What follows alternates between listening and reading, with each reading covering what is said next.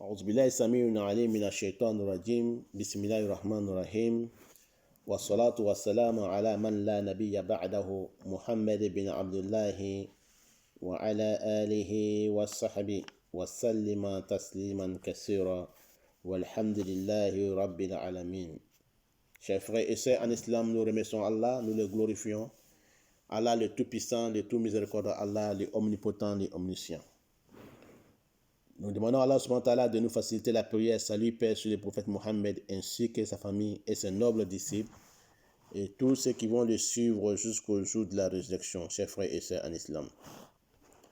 Nous allons vous parler aujourd'hui de notre interprétation des rêves selon l'islam, numéro 19, serpent numéro 2. Qu'Allah fasse qu'il soit bonheur pour moi et pour vous. Amen. Celui qui voit un serpent ou un python, les serpents ou les pythons, ils se battent entre eux, ils font les palabres, ils se battent entre eux sur une terre connue ou une terre inconnue, mais les serpents ou les pythons, ils font des bagarres, ils se bagarrent entre eux. Ça parle que la personne qui est arrivée, il sera un homme qui va hériter une terre, ou bien il va hériter une domaine. Non? Quand il voit les serpents se battre, il se bagarre dans une terre qu'il connaît ou il ne connaît pas, il sera propriétaire d'une terre. La personne qui est arrivée sera propriétaire d'une terre. Il ne mourra pas tant qu'il ne sera pas propriétaire d'une terre. Inch'Allah ta'ala, il va avoir une terre, une concession avant de mourir. Et la personne qui voit les serpents qui montent, qui escaladent une montagne, ou les serpents qui escaladent un lieu, ça veut dire que la personne va avoir l'élargissement de sa subsistance. Il va avoir sa chance élargie. Et il sera victorieux contre ses ennemis.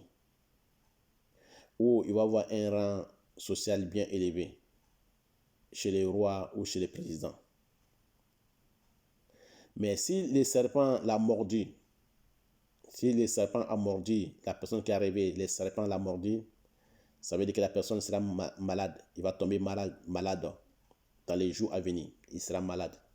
Ça peut se faire même que la personne, le jour même qu'il est arrivé, à son réveil, il sera malade. Il tombera malade. Et si le serpent l'a mordu et il est mort, ça veut dire que la personne, il sera riche. Quand il voit que le serpent l'a mordu et qu'il est mort, dans les rêves, la personne sera riche. Il sera un homme fortuné. Il sortira de sa pauvreté. Et il sera un homme de grand rang social. Il sera un homme de rang social élevé. Il sera un homme important. Qu'Allah fasse qu'il soit bonheur pour moi et pour vous et pour tous les musulmans dans ce monde ici-bas et l'au-delà. Amin. Wallahu a'lam, c'est Allah qui sait. Assalamu alaikum wa rahmatullahi wa barakatuh. Nous allons nous retrouver sur notre leçon numéro 20, serpent numéro 3. Qu'Allah fasse qu'il soit bonheur pour moi et pour vous. Amin. Assalamu alaikum wa rahmatullahi wa barakatuh.